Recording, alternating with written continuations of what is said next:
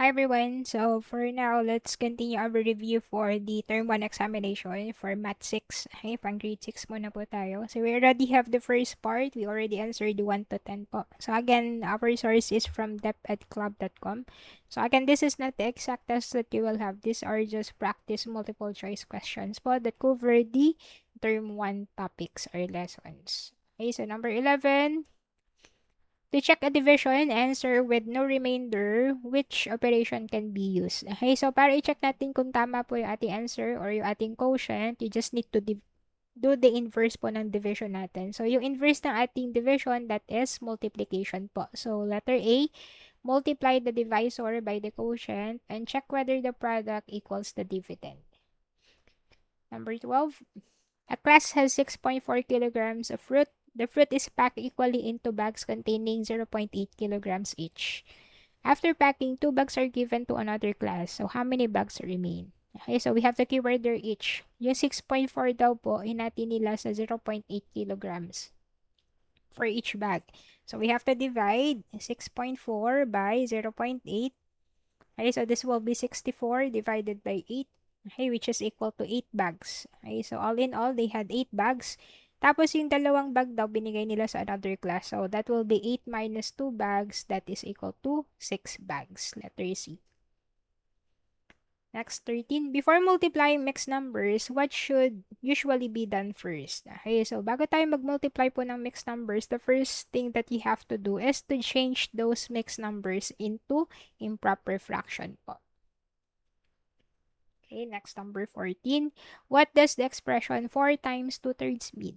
Okay, so number 14, what does the expression 4 times 2/3 mean? Okay, so it means we have 4 equal groups of 2/3. Okay, equal group. Okay, kapag po multiply. 15. Why can common factors sometimes be simplified before multiplying fractions? Okay, bakit to kailangan i-simplify muna natin yung fraction bago tayo mag-multiply? Okay, so we're simplifying it po para mas madali nating masimplify or it will not be a big number okay, kapag minultiply natin. Okay, so we'll have here dividing a numerator and denominator by the same common factor keeps the value of the product unchanged. Ayan. So kapag sinimplify natin, commonly, yung magiging answer nyo po ay nakasimplest form na. Diba? So, pwede namang hindi nyo i-simplify kasi ayun nga, make sure lang po na yung final answers natin ay naka-lowest term, which is yung ating basic rule. Kapag nasa fraction tayo, ang final answer po kailangan ay lagi naka-lowest term. 16. Without finding the exact product, what can you say about 2 and 1/2 times 3/4? Okay, so letter A, the product must be greater than 3 because both factors are positive. B, the product must equal to 2 and 1/2 because multiplication does not change the first factor. Letter C, the product must be greater than 0 but less than 2 and 1/2 because 3/4 is less than 1. Or letter D, the product must be negative because one factor is a fraction. Okay, so kapag ganyan, so we have 2 and 1/2 times 3/4. So it means your product should be greater than 0. Of course, kasi meron tayong whole number. Okay, so you have a whole number and a fraction. So just imagine na lang po, you're multiplying a whole number. Okay, so dapat mas malaki talaga yung makukuha natin. So it means the product must be greater than 0 but less than 2 and 1/2 because 3/4 is less than 1. Ayan, so yung answer natin is in between 2 and 1/2 and 3/4. So dapat mas malaki sa 0, okay, pero hindi siya dapat greater than 2 and 1/2 because you're multiplying it with 3/4 which is less than 1. Next, what is the product of 1 and 1/2 times 2 and 2/3? So again, when you're multiplying our mixed numbers, you have to change it first into improper. So we have 2 times 1 plus 1. So 2 plus 1, 3 halves times 3 times 2. We get 6 plus 2. That is 8/3. Okay, do cancellation. You get 1, 1. We get 8. This will be 4 and 1. So 1 times 4 over 1 or just simply 4 po. Letter B. Next, 18. Leo solves 2 and 1/2 times 3/4 this way. Step 1 po niya, 2 and 1/2 is equal to 5 halves. Step 2, he cancels 5 and 4, changing both to 1. Step 3, he gets 3 halves and that is equal to 1 and 1 half. So, which analysis correctly defines Leo's error? Okay, so dun pa lang sa he cancels 5 and 4, changing both to 1.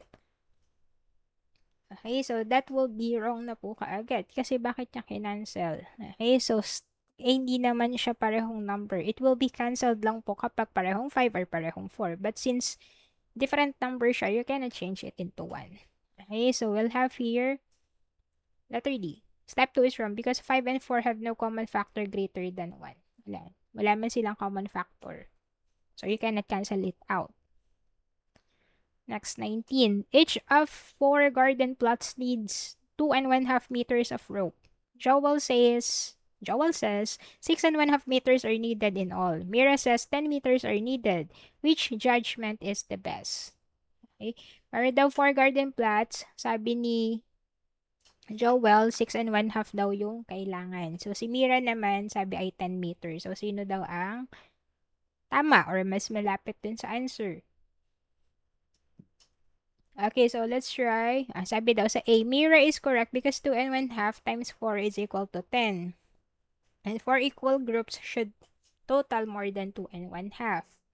Sabi naman, Joel is correct because the whole number should be multiplied while the fraction stays unchanged. Then si Joel is correct before 4 groups always require adding 4 to the given amount. Or D, Mira is incorrect because multiplying by whole number must make the answer smaller. Let's try na lang to multiply. 4 garden plots na may 2.5 meters. So let's see which one is correct. So 2.5 times 4. So that will be 5 halves times 4. So this will be cancelled. We got 1 and 2. 5 times 2 is 10. Okay, so it means tama si Mira. Mira is correct because 2.5 times 4 is equal to 10 and 4 equal groups should total more than 2.5. Okay, it's letter A. Ayan, so kapag ganyan, isolve nyo na lang po. Then analyze na lang yung mga sentences on the choices. 20. You are creating a recipe card for 4 batches of a healthy snack. Each batch needs 1.5 cups of oats and 3/4 cups of nuts. Which recipe card should you create? Okay. So, meron daw 1.5 cups of oats tapos 3/4 of nuts. So, alin daw yung tamang recipe card? Okay, so for this one, 4 batches, we got 6 cups of oats, 3 cups of nuts. Okay, so let's try to multiply. So, sa 4 batches daw, sa isang batch, we have 1.5. So, 1.5 times 4. So, this will be 3 halves times 4. So, we got 1 and 2. 3 times 2, we got 6. And then, doon sa nuts natin, so we have to multiply 4 by 3/4. So, we got cancel, 1, 1, 3. Okay. So, dun sa ating oats, we have 6 cups. And then, dun sa ating nuts, okay, ito ay oats. Then, sa nuts natin ay 3. Okay, so for 4 batches, they need 6 cups oats and then 3 cups nuts, which is letter B. Okay, letter B po.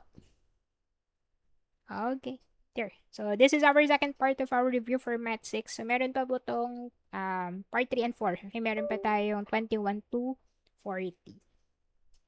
Okay, thank you for listening guys. Good luck po.